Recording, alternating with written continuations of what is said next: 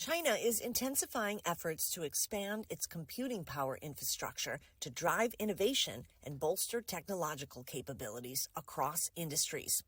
According to a report from the National Data Administration, the country's total computing power last year reached 230 quintillion floating point operations per second, or EFLOPS, ranking second worldwide.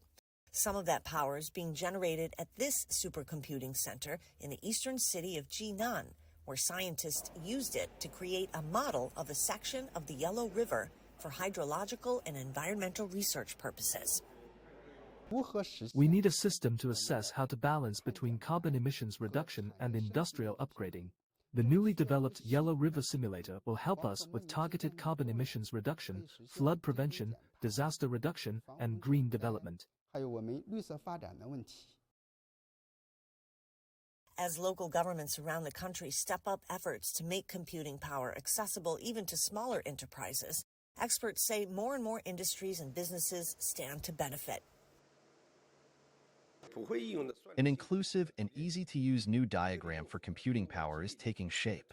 Local governments are pushing for more inclusive and accessible computing services through incentive policies and building public computing service platforms, thus further lowering the threshold for small and medium-sized enterprises to use computing power and diversifying the application scenarios for the technology.